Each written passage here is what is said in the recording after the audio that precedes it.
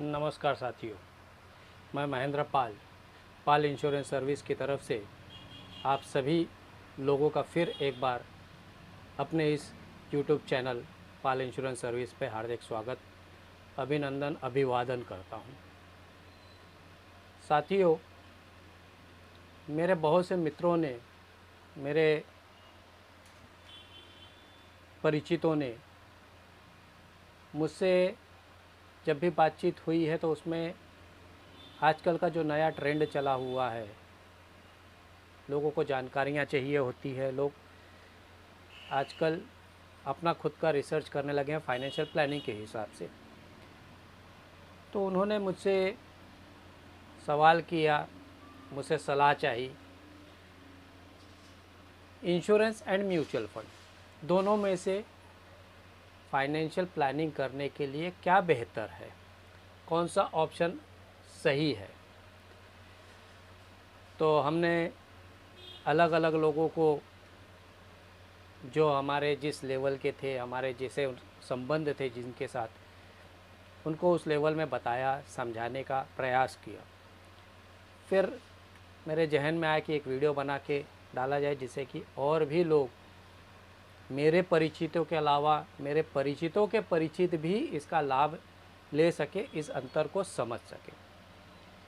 सबसे पहली बात तो मैं ये कहूँगा कि लाइफ इंश्योरेंस या इंश्योरेंस और म्यूचुअल फंड, इन दोनों की तुलना करना ही सही नहीं है, गलत है, क्योंकि ये दोनों कॉन्सेप्ट ही अलग हैं।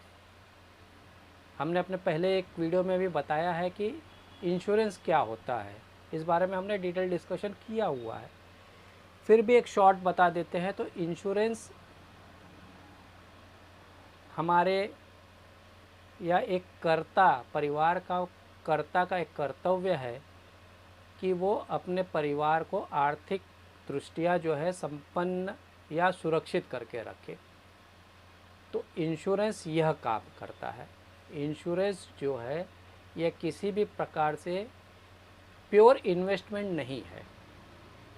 इंश्योरेंस यह अपने परिवार को मेरे न रहने पे किसी प्रकार की आर्थिक कठिनाइयों का सामना न करना पड़े, इसकी व्यवस्था को इंश्योरेंस कहते हैं। जबकि म्यूचुअल फंड या फिक्स्ड डिपॉजिट, पीपीएफ, एनसीपीएफ, एनसीपी और बहुत सारी ऐसी योजनाएं हैं जो कि प्योर इन्वेस्टमेंट होती हैं। अब इस बारे में मुझे लाइफ इंश्योरेंस लेना है या म्यूचुअल फंड या अन्य इन्वेस्टमेंट में जाना है, इस पे थोड़ा सा मैं एक उदाहरण देना चाहूँगा जो हम अपने रोज़मर्रा की ज़िंदगी में करते आए हैं या करते रहेंगे। मान लीजिए मैं एक सब्जी मंडी में चला गया, मेरे पास एक ही बास्केट या एक ही थैला है और मुझे 3 सब्जियां, मुझे घर से हमारे घर वालों ने कहा है कि ये 3 सब्जियां आपको लानी है। अब ये 3 सब्जियां क्या हैं? तो आलू, जिसे मुंबईया भाषा में बटाटा कहते हैं, इंग्लिश में पोटैटो कहते हैं।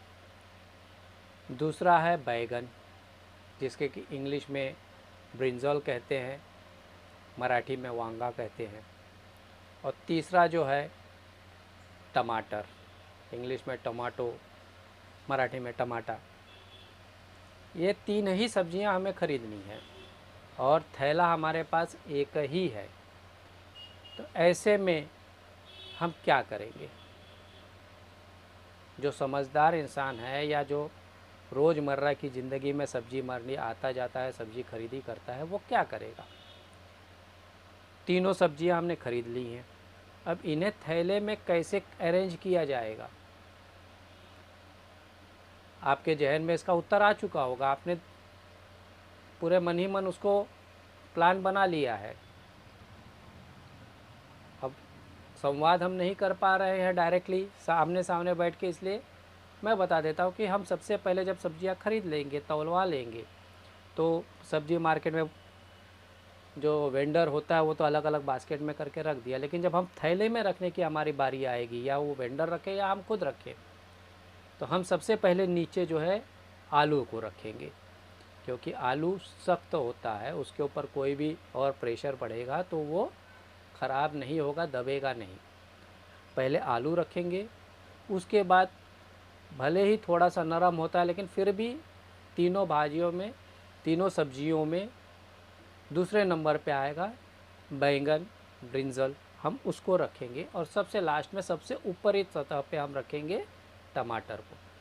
अगर हम इसको रिवर्स कर देते हैं तब क्या होगा, अगर हम पहले टमाटर रखते हैं तो उसके ऊपर चाहे हम बैंगन रखें और उसके ऊपर आलू रखें तो उसके ऊपर प्रेशर आएगा, दबाव बनेगा और टमाटर जो है पचक जाएंगे, फूट जाएंगे। यह कॉमन सेंस है। हमारी फाइनेंशियल प्लानिंग भी यही पिरामिड की तरह काम करता है। दूसरा उदाहरण ले लीजिए, अगर मुझे 2 तल्ला मकान बनाना है, मेरा मकान है अभी एक तल्ला है, मुंबईया भाषा में कहें तो चौल में है, बैठा मकान है। उसको अगर हमको 1 तल्ला ऊपर बढ़ाना है या 2 तल्ला ऊपर बढ़ाना है तो हमारा जो भी आर्किटेक्ट होगा, मिस्त्री होगा, राजगीर होगा, वो हमें क्या सलाह देगा, या हम खुद भी अपने मन से सोचते हैं। हम सबसे पहले क्या करते हैं, हम सबसे पहले उसकी नींव खोदते हैं और नींव को मजबूत करते हैं, उसके अंदर बहुत सारे आइटम भर के उसको मजबूत करते हैं। वो अगर 9 इंच का होगा तो हमारे पहले महला और दूसरे महले की जो दीवार होगी वो 6 इंच की होंगी, 2 इंच की होंगी। लेकिन हमारा नीचे का बेस जो है वो 9 इंची या उससे भी अधिक का होगा। ये क्यों होता है, क्योंकि बेस अगर मजबूत होगा तो हमारा ऊपर का मकान उतना ही मजबूत होगा, उसको उतना ही शक्ति मिलेगी। तो हमारी फाइनेंशियल प्लानिंग भी उसी तरह होती है। जब इंश्योरेंस और म्यूचुअल फंड, इनकी जब बातें आती हैं जहन में, तो इंश्योरेंस किसे लेना है और म्यूचुअल फंड या अन्य टाइप ऑफ इन्वेस्टमेंट में कब जाना है, इसके बारे में हमको यही है कि इंश्योरेंस जो है ये हमारा बेस है, हमारा तल है। वो जब तक मजबूत नहीं होगा तब तक हम इन्वेस्टमेंट में नहीं जा सकते हैं। इसलिए जो फाइनेंशियल ट्रायंगल होता है उसमें सबसे नीचे आता है इंश्योरेंस। इंश्योरेंस, लाइफ इंश्योरेंस में भी बहुत प्रकार होते हैं, जैसे मनी बैक है, टर्म इंश्योरेंस है, इंडोमेंट है, होल लाइफ है, वो अलग विषय है, उसको हम अलग। लेकिन इंश्योरेंस जो है वो नीचे आता है। उसके ऊपर तब आता है सेकेंड फ्लोर में सिक्योर्ड फंड। सिक्योर्ड फंड में mutual fund, fixed deposit, SIP, किसान विकास पत्र, NCPF, यह सब आते हैं जो कि सेमी रिस्की होते हैं। इन सब में रिस्क होता है लेकिन सेमी रिस्क है। और सबसे ऊपर जो हमारा टमाटर है वह है रिस्क फंड। इसमें भी म्यूचुअल फंड, शेयर मार्केट ये आते हैं, लेकिन ये रिस्की है। ये रिस्क फंड आते हैं, सबसे टॉप में आते हैं। तो हमारी प्रायोरिटी होनी चाहिए इंश्योरेंस। जब हम अपने आप को इतना इंश्योर कर ले कि कल को अगर मैं न रहूं तो भी मेरे परिवार को किसी प्रकार की आर्थिक दुविधा नहीं होगी, उनको आर्थिक सबलता मिलेगी। उसके बाद में जब इन्वेस्टमेंट, प्योर इन्वेस्टमेंट करने की बारी आए तब हम म्यूचुअल फंड और अन्य ऑप्शन को एक्सप्लोर करें। इंश्योरेंस मेरे न रहने पे मेरे परिवार को मेरी अनुपस्थिति में वह एक फाइनेंशियल बेस देगा और सिक्योर्ड देगा, क्योंकि भारत में IRDA ने कुछ क्लॉजेस लगाए हुए हैं और इसमें भी LIC, life insurance corporation of India, Bharatiya Jeevan बीमा, यह एक ऐसा है जिसको कि भारत सरकार ने अपनी सुरक्षा, अपनी कमिटमेंट दी है कि हम ये तो देंगे नहीं देंगे, गारंटेड है। और सबसे बड़ी बात, इसमें इन्वेस्ट करने पे भी अंडर इनकम टैक्स के सेक्शन 80C के अंडर आपको टैक्स बेनिफिट मिलता है और इसकी मैच्योरिटी अमाउंट जो है टोटली 100% टैक्स फ्री होता है और ये सिक्योर्ड है। अगर मेरी मैच्योरिटी पे जो भी हमको कमिटमेंट किया है उतना धन हमें, उतना पैसा हमें आएगा ही, सिक्योर्ड है। और अगर मैं नहीं रहूँगा तो भी जो क्लॉज है उसके हिसाब से, सम एश्योर्ड के हिसाब से, विद बोनस, डबल टिबल जो भी है, हर प्लान के अपने अलग अलग ये है, उतना फंड मेरे परिवार को मिलना ही है, गारंटेड है। 101% आरबीआई और भारत सरकार ने इसकी हमी ली हुई है। जी हाँ, क्लॉसेस है कि पॉलिसी इन्फोर्स होनी चाहिए, कंटिन्यूटी होनी चाहिए, सरेंडर ना की हुए, असाइन ना की हुए, वो सब अलग फैक्टर्स है, लेकिन मिलेगा ही, और वो भी टैक्स फ्री।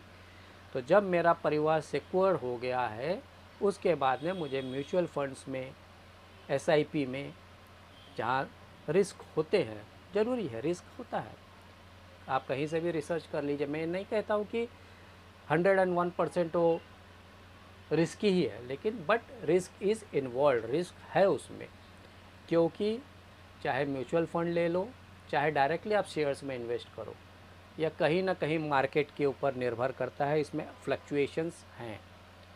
जी हाँ, इंश्योरेंस, फिर चाहे वो हमारा लाइफ इंश्योरेंस एलआईसी की तरफ से होगा, एक सिक्योर्ड है, इसके रिटर्न्स थोड़े कम हैं और फिक्स हैं। जो भी कॉरपोरेशन या तो पॉलिसी लेते समय ही डिक्लेयर होता है या बाद में होता है, उसमें मार्जिन बहुत कम होता है इंक्रीज फ्लक्चुएट होने के, बट इट इज़ फिक्स्ड, इतना आपको मिलेगा गारंटेड। जबकि एसआईपी म्यूचुअल फंड में दैट इज़ नॉट फिक्स्ड, यह मार्केट के ऊपर डिपेंड होता है, कभी ऊपर जाएगा कभी नीचे आएगा। तो जब आप अपने आप को इतना सिक्योर कर लें कि मेरे न रहने पे भी मेरे परिवार का पालन पोषण, उनको किसी प्रकार की आर्थिक दिक्कत नहीं आएगी, जो कि एक बीमा से, इंश्योरेंस से हमने सिक्योर कर लिया है, उसके बाद में जब मेरे पास कुछ एक्स्ट्रा मनी आते हैं तो हमको प्लान करना चाहिए, अन्य टाइप में एक्सप्लोर करना चाहिए सेमी रिस्की फंड्स में, और वो होता है म्यूचुअल फंड और एसआईपी और एफडी। तो दोस्तों, वीडियो जानकारी आपको कैसी लगी ज़रूर कमेंट बॉक्स पे लिख के बताइएगा, या हमें आप व्हाट्सअप कर सकते हैं, नीचे हमारे जो भी नंबर दिए हैं आप इस पर कभी भी कॉल कर सकते हैं। और हम पाल इंश्योरेंस सर्विस की तरफ से, मैं महेंद्र पाल और हमारी पूरी टीम आपके हर सवाल का जवाब देने के लिए कटिबद्ध है। हम आपकी हर क्वेरी को सॉल्व करने का अपनी ओर से पूरा प्रयास करेंगे, आपको सेटिस्फाई करने की पूरी कोशिश करेंगे। आप कभी भी नीचे दिए हुए नंबर से संपर्क कर सकते हैं। और अगर ये जानकारी आपको पसंद आई हो, हमारी बातें आपको अच्छी लगी हो, तो इस चैनल को आप लोगों ने किया ही होगा, फिर भी हम एक बार याद दिला देते हैं कि लाइक और सब्सक्राइब अवश्य करें, क्योंकि जितने लाइक और सब्सक्राइब आते हैं उससे हमारा हौसला बढ़ता है, हमें आनंद प्राप्त होता है, हमें अनुभूति होती है कि जी हम आप लोगों तक पहुंच रहे हैं, हम आप लोगों तक सही बातें, सही जानकारियां पहुंचा रहे हैं। तो कृपया करके चैनल को लाइक सब्सक्राइब अवश्य करें, साथ ही बेल आइकॉन को भी दबा दीजिए, जिससे कि आने वाली हर वीडियो की जानकारी सर्वप्रथम आप तक पहुंच सके। नमस्कार।